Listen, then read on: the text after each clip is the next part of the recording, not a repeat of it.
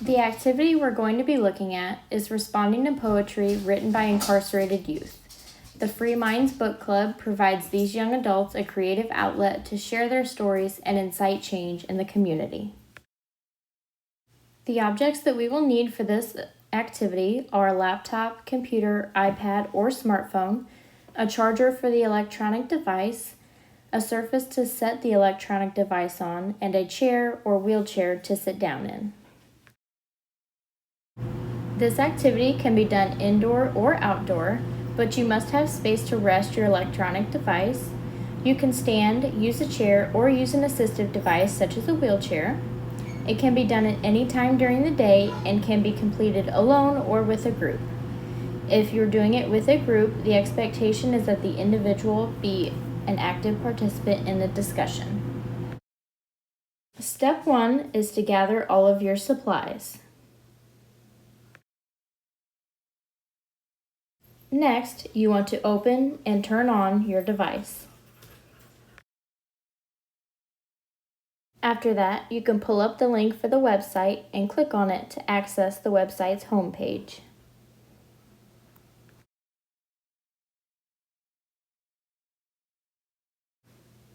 Now you can scroll through the website to find a poem that is interesting to you that you can read.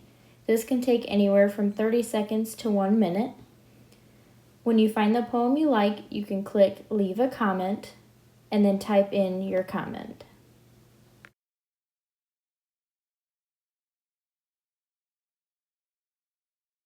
After you leave your comment, you can either close out of all tabs or you can go back to the main page to read more poems.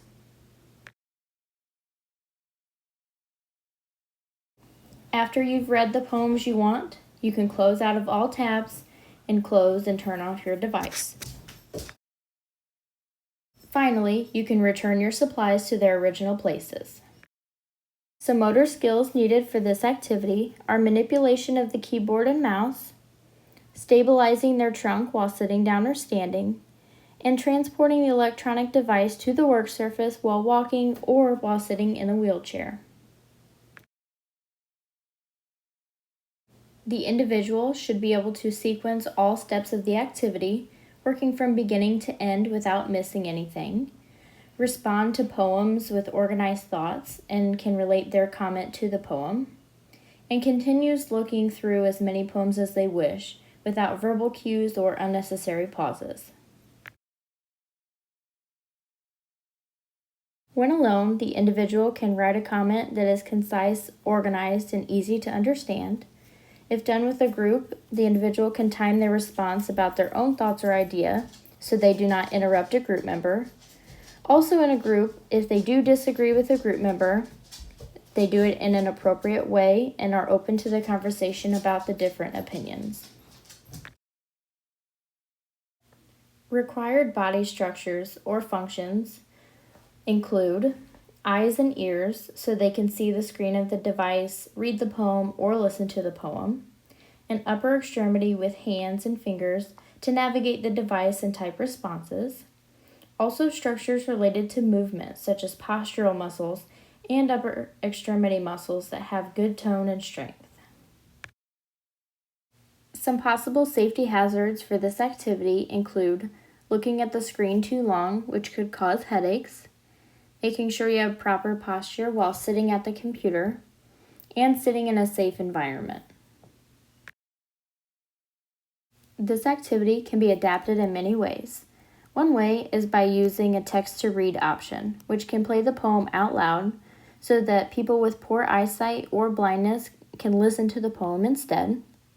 Another option is speech-to-text options that can be used for individuals who have poor fine motor skills or who cannot type at all, such as someone who has upper extremity weakness or who has quadriplegia. Adaptive technology can also be useful for someone who may not be able to navigate the device as easily, such as someone who has had impaired cognitive function. Another adaptation is that individuals do not need to sit at a desk or in a chair to participate in the activity. They can do this activity from their wheelchair, their bed, their couch, or a bedside chair.